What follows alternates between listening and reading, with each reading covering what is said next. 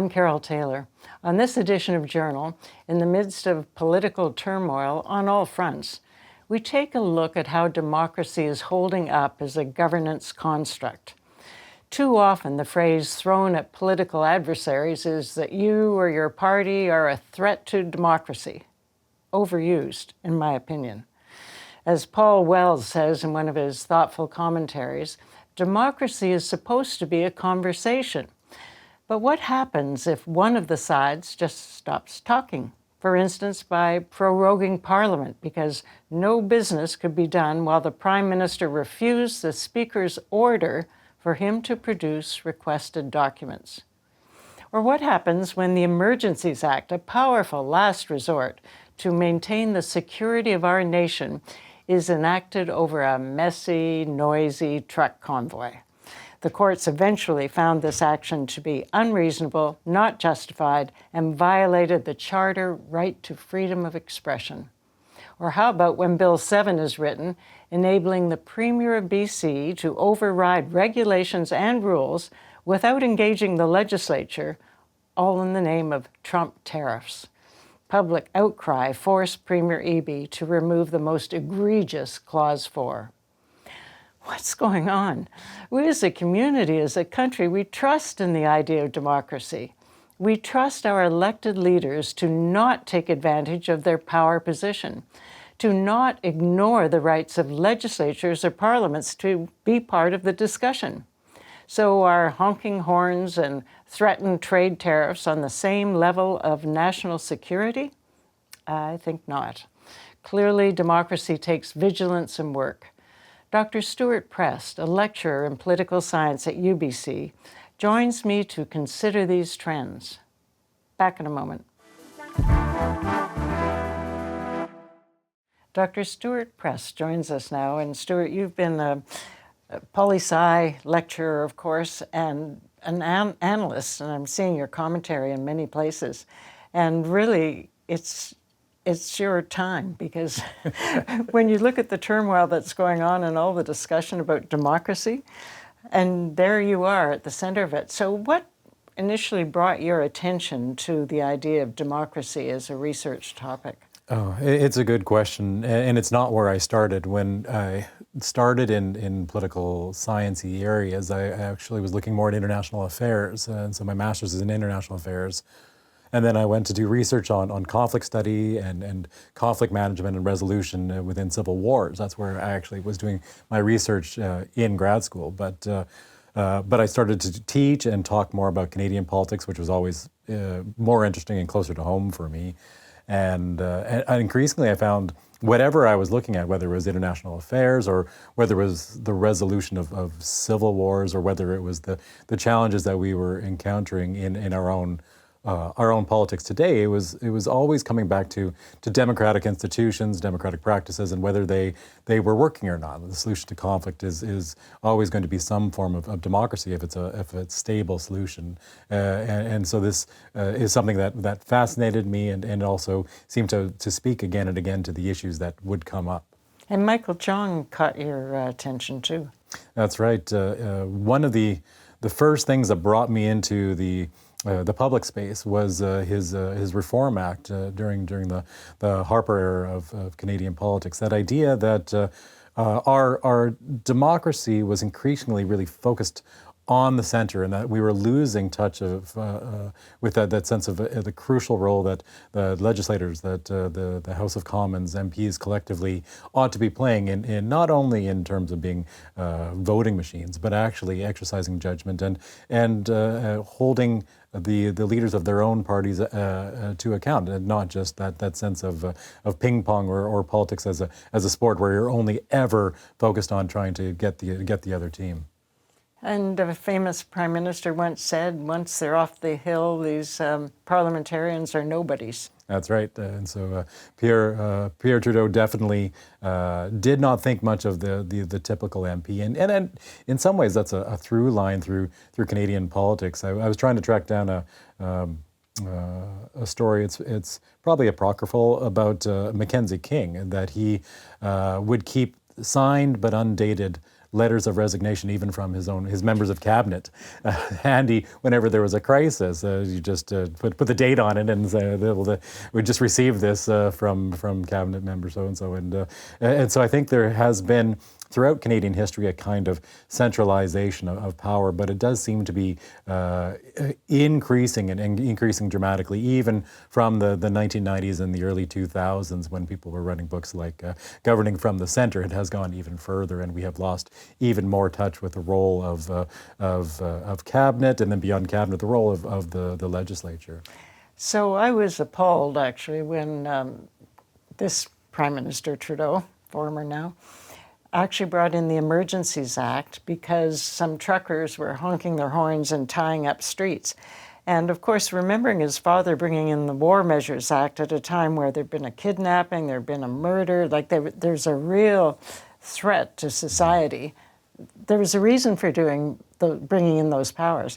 To see the son bring in the Emergencies Act because there was this annoying thing happening, I was appalled, and I was also appalled that there wasn't much reaction at first against it. Yeah, it's interesting because at the time it happened, I was on the other side of the debate. I found that this sense of a lack of rule of law in the downtown core of Ottawa for this extended period of time that seemed to my perspective, go beyond the bounds of a protest and into imposing limits on the rights of citizens and denizens of Ottawa and the centre. So I saw that there was a justification of sorts for there, but ultimately it was a sense that there was, if anything, a kind of gap in our institutions where it was a question that probably should have fallen to the provincial government in Ontario to resolve. The maintenance of public safety, public order is primarily actually a provincial responsibility, excepting at the borders and things like that. And so I think there was a lack of mechanisms within our institutions, and it exposed a real challenge there. If we see one level of government not really doing what it is doing, the federal government sort of took it upon itself, Justin Trudeau took it upon himself, saying, we're going to fill this in and we're going to find a constitutional justification for it. But you're right, it was not exactly a fit for what the Emergency Act was designed for. There was a gap, but it's an unfilled gap, and so there's an unfinished conversation there as well about what to do to ensure that the people of Ottawa have their safety maintained, but we also maintain this space for discourse and conversation. I found the truckers' convoy and occupation interesting as well because it filled a public conversation that wasn't happening at that time. And I've talked about this in other contexts where we seem not to be able to have conversations out loud in a way, uncomfortable conversations. And people had a lot of sympathy for the truckers' protest at the time because they seemed to be the only people who were saying out loud what everybody was having a conversation about. This was when the Delta wave was sweeping through the country, and we were all missing out on important life events, and it didn't seem to do anything, and we were all getting sick anyways. And so the truckers were the only location in society where we had that space. So it exposed for me a number of problems with the way our democratic institutions were working at the time. We were having trouble having these conversations out loud. We also had a kind of gap in constitutional responsibility where at first nobody was stepping up, and then the federal government did step up in a way that went beyond the letter of the law. And Civil Liberties, of course, launched a lawsuit, which has finally got through the court system and found that it was completely unjustified and unnecessary and threatened the Charter. And so I just wonder, as a citizen, sitting back and you watch it and you wonder, well, what can I do about this? Because it seems to me that more and more democracy, which is supposed to be our voice through these people, is just going to these power pushes. And we've just had it with British Columbia in Bill 7 with the Premier, because of the urgency and uncertainty of Trump's tariffs, oh my God, we're not going to go to the legislature. Give me the power to just make fast decisions. Yeah, it's that same kind of instinct that something needs to be done here, and And we're so used, or those who come to hold power are so used to the idea that they're ultimately the ones who are going to make a decision anyways, and then the pieces will fall into place around the premier or the prime minister to make that happen, that they, I think, get quite accustomed to thinking that the legislature is something like an afterthought, that the idea of debating things among representatives of the people in a way that creates visibility and accountability, even in the context of a governing majority, is important. It creates an opportunity for criticism of government decision-making. And so something like Bill 7, where Premier Eby, I think he does have a sense that this is an unusual, perhaps in some ways unprecedented situation where the United States seems to be no longer our friend. So I can understand the sense that strong response is required. But when the response then becomes, we're going to take matters out of the legislature's hands completely, and we're just going to decide things around the cabinet table with the premier as the head of that table around which everything else falls into place, it turns a reliable majority government with accountability to the opposition of a sorts into something different. And I think we're seeing again and again that sense that we are forgetting the importance of democratic discussions and democratic accountability, that it's not just about empowering someone to take decisions and then because hide them. Democracy is often messy. Right. We are. And I think a lot of this does come back to that sense of polarization, that sense that it is our team against the other team, and we need to insulate ourselves against anything like critique or even opportunities for critique against the opposing side. And it does seem like it's a through line through a number of governments. We can find examples where the Harper government is resistant to criticism. We can see it in David Eby. We can see it in Justin Trudeau. It seems to be a through line. We'll take a short break and continue this conversation. Continuing our conversation on democracy, here's the dark side that I'm worried about. So we're getting more and more examples of, it happens to be men, but strong men getting into this position and exceeding the powers that we would assume they would sort of limit. And so we've seen it federally, we've seen it provincially, we've seen it in a particular mayoralty situation. And of course, the big one is our neighbor and President Trump. And he just seems to be trying to test all the boundaries of democracy.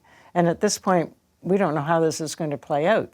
I mean, he even tried to overturn an election, and now he's saying, okay, executive power, can I go this far, and can I go this far? So do you worry that maybe democracy really is under threat if we just sit back and let this happen? Oh yeah, I'm quite worried. If we focus on the United States for a second, because I think there are different things to worry about in different contexts. But in the case of the United States, it really is the situation right now where Donald Trump was democratically elected according to the rules, but he and his followers were not really playing by the full set of democratic rules, if you like, where if you win, you take power, and if you lose, you concede graciously. And ultimately, democracy is a system of government whereby parties and presidents lose power. It's that sense that we rely on the losers to step aside and allow the next side to come in, and that unwillingness to do so, and that sense that democracy is not a set of rules to be played by, but rather a set of obstacles to be overcome whenever they are inconvenient. That is just a through line through Donald Trump as a kind of extreme version of populist, saying, well, I think the people support me, so I'm going to continue. I am right here. And if the institutions say I can't do this, then it's the institutions who are wrong. I can't be wrong. And that, I think, is to some extent a function of his personality, this sort of endless need to devour. But it is also something that we see pretty typically whenever democratic systems start to break down, that sense of a lack of respect for institutions and the importance of losing and stepping aside. And so you're talking about the possibility of democracy breaking down. And I guess that's what I'm worried about, sort of inches at a time. It starts to not be the way I always thought of democracy. Yeah. Real threat, you think? I think we are in in a situation, I'd say in Canada we have a robust set of institutions, although we do see that weakening respect for things like the role of the legislature, the accountability to the population, that sense of government being hidden by default and having to pull transparency out of governments over all kinds of painful protest. And so whether it's redactions or whether it's the sidelining of an integrity commissioner, there is this deep resistance to any form of accountability. And so that's worrisome in Canada. I think our elections are still very meaningful, and we still have that measure of accountability to opposition. In the United States, things are worse. I think that's fair to say. We see the politicization of the court, the polarization of the court, the depolarization of Congress, so that Congress as a whole, and I think we see both Republicans and Democrats at this point not really trying to do the thing that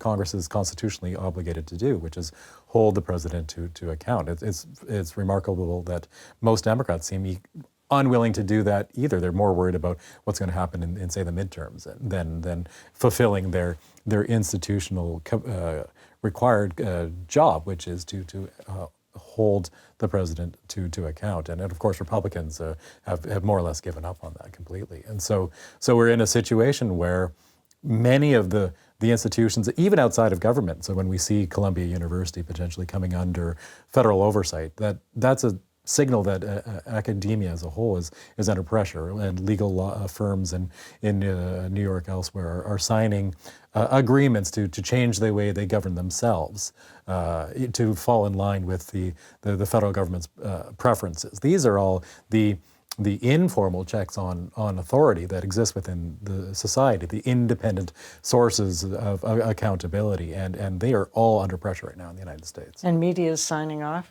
Media as well is another important one, where the Washington Post simply announces they're going to take a different editorial direction, and we are then left with a one less voice of potential dissent within our politics. And we see that at all of the major news outlets in the United States to an extent. It varies, but it is it's a dark time in a real sense for democracy in the United States. So how does this turn around?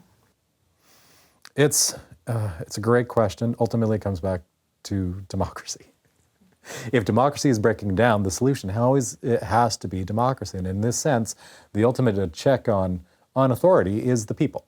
And as much as we are not talking about it as much in 2025 as we were in 2017, there's actually a even greater rate and level of protest in the United States at this point in Trump's second term than in his first term. Whenever we see the lack of respect for institutions, we do see a measure of the population rising up. So we had these hands-off protests across the United States, I think it was last weekend, and so we continue to see protest behavior, and ultimately it will be up to the population to demand accountability. And if they don't do that, then they won't get it, and it's as simple as that. And it's very hard when Parliament gets prorogued. As soon as former Prime Minister Trudeau did it twice when things were getting messy, once about the wee charity, he didn't close that one down, and then about his not giving the documents that the Speaker required. Okay, close that one down. And so it's hard to say, well, we've got this voice, but hard to find.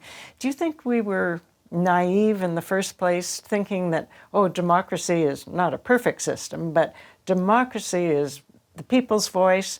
You get a chance to express it either at election time, and if everybody's voting, we're going to put up pretty good people. Well, when you look around the world, that's not necessarily true.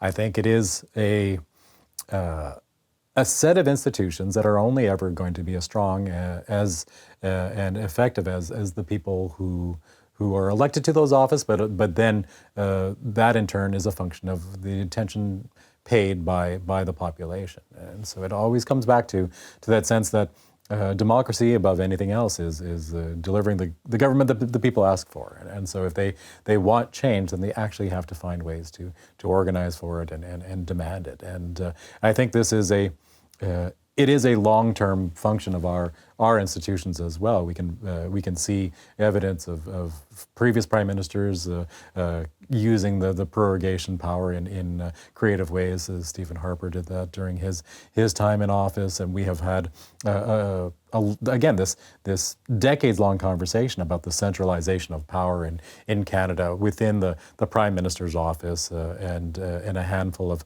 line departments, so the central agencies dominating the rest of the bureaucracy. And so this is a long-term conversation, but it is one that I think continues to be heightened. And I come back to this idea of polarization being a real problem for us. That sense that anytime you accept responsibility for something that has not gone right, there's a concern that you're handing ammunition to the other side, and you cannot give an inch. You give an inch and they will take a mile. So you can show no weakness, but the irony is that you are weakening your own argument, your own claims to political virtue, but you're also weakening the institutions themselves when you don't accept that responsibility and own up to your mistakes and promise to do better and actually do better. Yeah, we get lots of promises to do better.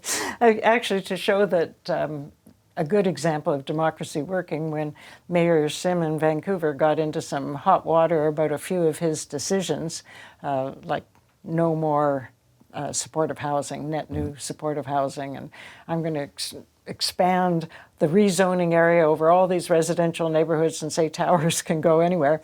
And so then we had an election, and as it turned out, his team lost. And I think it was the only way to have a voice saying, not happy here. Yeah, he lost, and he lost after a campaign that I think was in some ways pretty cynical, where the candidates were not showing up to public debates rather than doing these in-home sessions. And you definitely need to reach out to voters, but you gain from facing the public more directly. Thank you, Stewart, for being with us. This conversation will continue. Absolutely. Back in a moment. Watching what is happening to some democracies around the world, I'm left feeling it is too easy to take democracy for granted, assuming that it will always work, that no democratically elected leader would ever overstep. In fact, we must be vigilant. And what does work is when people speak up if they feel the democratic process is being subverted. Let me know your thoughts on YouTube. Till next time, I'm Carole Taylor.